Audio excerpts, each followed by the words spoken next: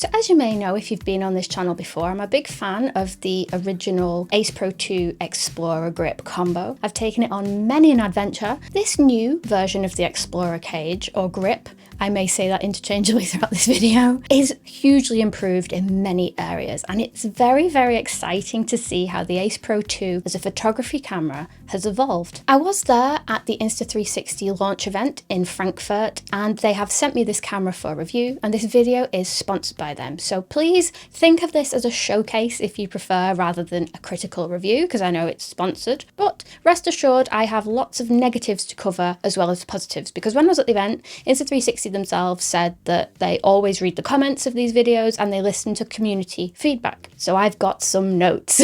So what's new? The cage now connects via USB-C to the camera itself, and it works as one cohesive unit and feels very much like a traditional camera. You press the shutter, you can get a photo. You have a zoom rocker that you can either gradually zoom into or press one way or the other to zoom in and out quickly. And you also have a back dial for your settings. You can customize this back dial in a number of ways. There's two settings that I really like so far. I like shutter speed priority, or I like to just be able to toggle between the JPEG filters. Speaking of the filters, in collaboration with Leica, there are now 4 new filters. My favourite of which is called Leica Eternal, which you shall probably see a lot of throughout this video, and also the Leica Monochrome, which you will also see a lot of throughout this video. And perhaps the biggest update is you can now add different lenses to the front of your Ace Pro 2. You have an ultra-wide lens and a close-up lens, and also a cinematic lens too. And cinematic just means it's an anamorphic lens, which is quite exciting actually. Now the wide angle, right? When I first saw this, I didn't think it was the best idea. And then there's an ultra-wide lens. I mean, just what everybody wants. A ridiculously wide lens. Aren't action cameras wide enough? But actually, it's the most fun to play with. Just the most fun. And I actually think I got some of my favourite photographs of the entire year with this wide angle lens, which was from this mall. Love them. And it just gives you such an interesting perspective with that ultra wide. And my goodness, is it ultra wide? Past Emily, who didn't want this lens, is such a party pooper. This is my new favourite lens. So cool seeing the world in this perspective. And then in terms of video, having the ultra-wide attachment will probably open up more creative ideas as well, because you'll be able to get the camera into stranger places and see more of the frame. So I'm excited to use the wide-angle lens more, and I am pretty sure you'll be seeing more of it on this channel actually, because it's so cool. It's been ages since I've done wide-angle photography, and I just had a ball with it, honestly. It is wide enough that you'll see the circular elements of the lens and even see your fingers in frame. My fingers are in the frame here, so you have to kind of hold it like this. Like a proper dad cam. So that you don't get your fingers in the way.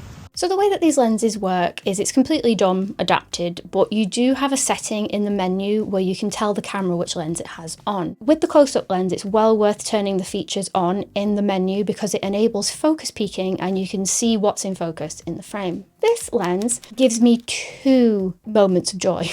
First of all, it solves a very big problem that I had with the Ace Pro 2 originally, and that's the minimal focus distance is quite far away. Sometimes when I was using it as a selfie vlogging camera, the background would be perfectly in focus and my face would be slightly out of focus. With this lens attachment now, you can use it vlogging just fine. Has this new close-up attachment fixed the minimum focus distance problem?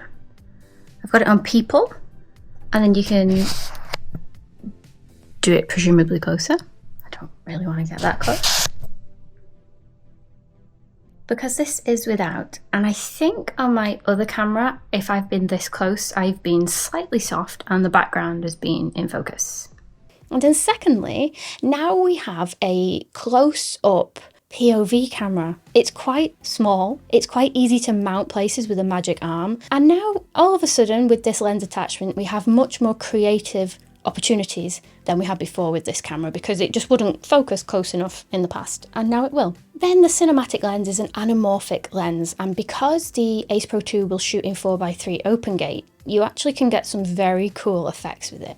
So my first negative, or just feedback, because I'm sure you could fix this in firmware, is I'm really not a fan of faffing around in the menus every time I want to change lenses. I would love, like in the main menu where you have video and pure shot and all the other options, if you could have a close-up icon and then it'll know automatically. I think that would be a much more easy, accessible way to do it than having it in the menus as it is currently. Oh, and just to mention quickly, if you have noticed that the front looks a little bit different on the Ace Pro 2 that I'm showing in this video compared to previous versions, it's exactly the same camera, they've just changed the design of the front a little bit. So if you have an older Ace Pro 2 with the square front mount, it's fine. All of these things will still work with it. So going back to the updated Explorer grip, you do have to charge it now as it communicates with the camera. And you can even use that to top up the camera when you're out and about, which is quite cool. I think the battery life on the Ace Pro 2 to begin with is really good, but if you are shooting for longer days, having a backup battery within the grip itself is a really cool idea.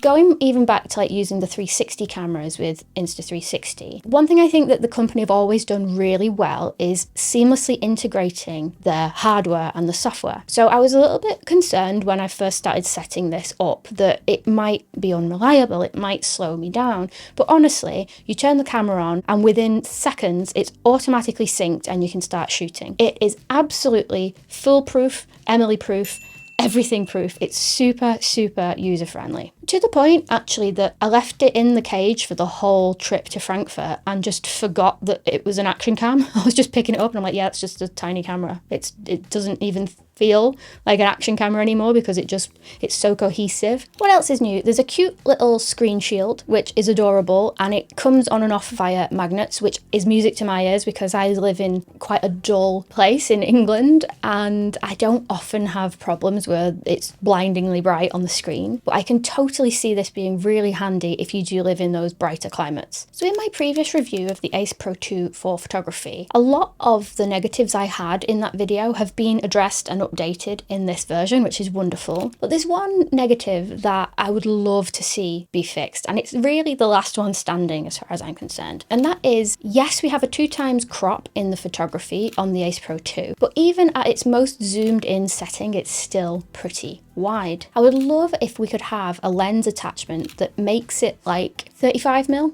40mm would be the dream, but that might be pushing it a bit too far. If we could have just an attachment that gives you a more traditional street photography sort of lens, I would be over the moon.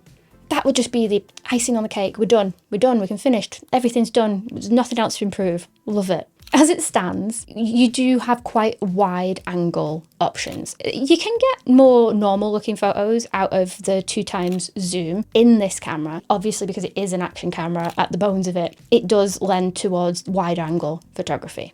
Oh, I forgot the other accessory as well. This one's really cool actually. They've brought out a pocket printer and you can buy this in an accessory bundle with the Ace Pro 2 and you can attach it onto the Ace Pro 2 and it's like a little Polaroid. This is also an accessory that works really seamlessly as well. Once it's connected via Bluetooth, which takes one button, there's a little printer icon that shows up and then you can send things to the printer. Now, to set your expectations, this printer is incredibly high quality and it looks like little Polaroids, but it's not very fast. It's not very fast. I recently did a tiny printer video where I went through my favorite tiny printers, and in second place is my delightful Canon Selfie. And that prints in the same way that this Insta360 one does, where it does each color one by one. And what results in that is a really high quality print at the end. However, it does take a little bit of time, not massive amounts, but like you're looking at over a minute per print. The Insta360 is sort of the best of both worlds because you have the little dinky Polaroid-esque images, but the really high quality prints like the Canon Selfie. So the print is really cool. However, it's intended to be attached to the camera and I just would never use it like that. I would stick it in my bag and use it as like a separate accessory. It's great to keep in your bag and just lob out whenever you want to print a photo, but I wouldn't necessarily attach it to the camera personally. Your mileage may vary.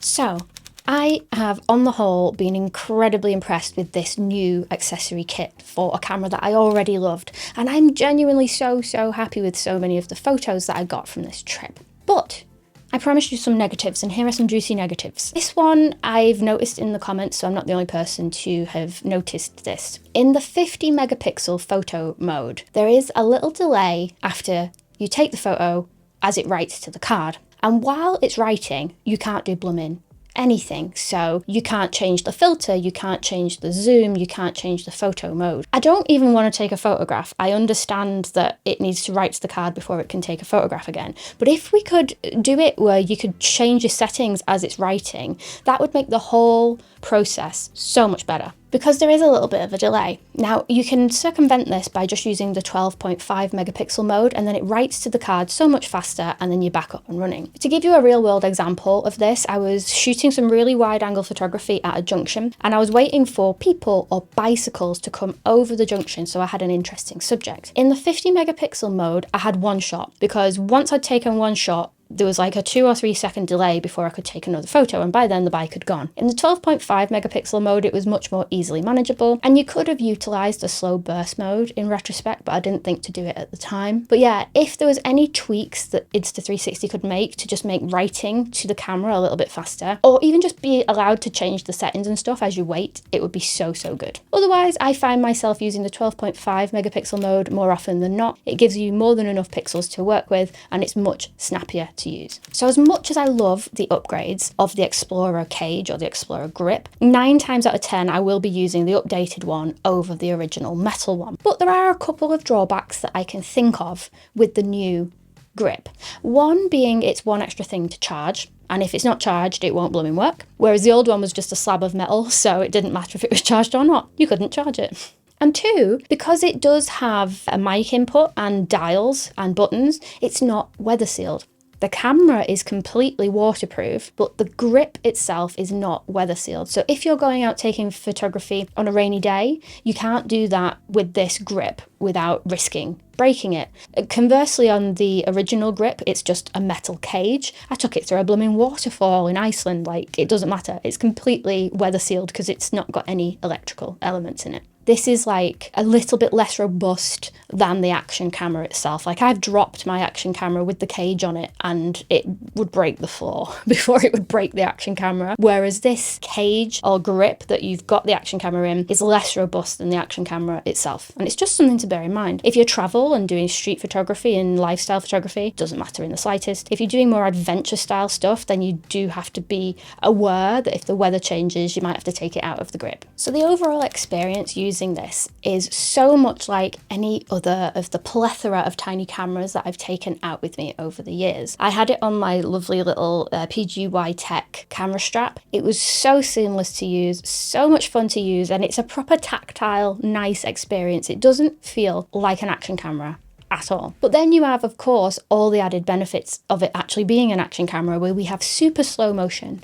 where we have open gate video, we have really cool time lapses, and it's all automated for you, so you don't have to be too techie in order to do them. You have fantastic stabilization, you have pure shot video. On the video side, it's just superb, and the audio out of it is brilliant as well. Look at all the buildings!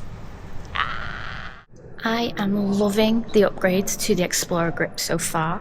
It really turns it into a very tactile experience. It doesn't feel any different than a normal camera now. The shutter button works instantly, everything connects really quickly. It's just a very interesting camera system. You can add in like an extra Bluetooth mic or use the input jack on the grip to add in some professional audio, but the built-in microphone is bloody brilliant. It really does become like this all-in-one little camera. You can even use the screen as like a tilt back, as like a mini tripod, which I used several times when I was shooting time lapses. And now we have different lenses, and it's just like an ecosystem in and of itself that offers so much value. So I'm a big fan of where this line of cameras is heading. I'm just really happy to see all of the updates. What do you think of all the new updated accessories? Are you going to be adding them to your collection? Let me know in the comments what you think.